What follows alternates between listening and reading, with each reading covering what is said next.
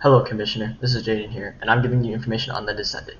Her name is Anna Garcia. She is a female, and she is 20 years old. She's a college student that also works part-time in a research lab.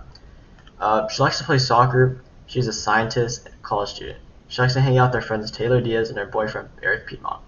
Here's a rough timeline of her life, past 4 days, and let me pass it on to other investigator Haley. Hello, Commissioner. My name is Haley, and I'm here to present a summary of the scene.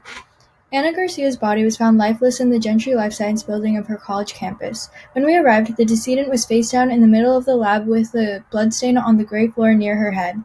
Closest to her was a table with tools, a computer, a binder, and a beaker resting atop it. Other objects in the room included a refrigerator, boxes, a fire extinguisher, and hanging lab coats.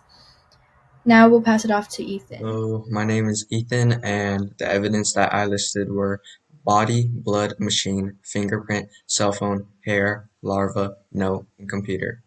The digital evidence reveals that Anna Garcia has been in contact with Eric, Sam, and Taylor within the 24 hours, which is estimated time from 9 p.m. to 11 a.m. when she died. The fingerprint in the scene matches with Eric's, and the hair at the scene matches with Eric's. Sam, Eric, and Dominique have the same blood type as the scene. The DNA at the scene matches with Anna. Hello again, it's Haley with a summary of the persons of interest. Using a polygraph, we determined whether or not the persons of interest statements were trustworthy. After the polygraph test was conducted, we compared the results of heart rate and respiratory rate for case-relevant questions to that of the results of 3 predetermined control questions. It was deduced that Dominique Hall, Taylor Diaz, and Sam Green's statements were honest. Dr. Elsie Opal appeared to lie when she answered yes on a question about whether or not her working relationship with Anna Garcia was good.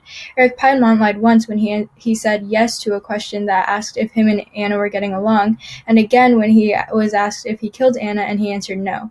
For this reason, Eric Piedmont was at the top of the suspect list after his results showed deception in the last question of the polygraph.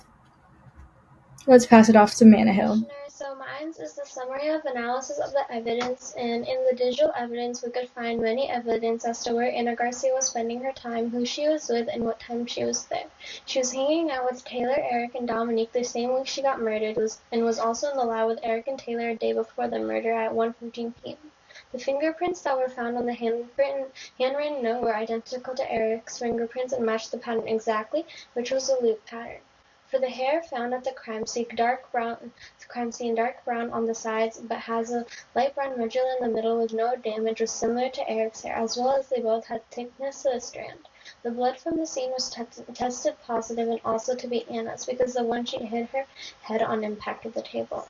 And then next on to Ethan's is the next steps. Alright, the next steps, as of right now, we are not sure what kind of injuries Anna sustained.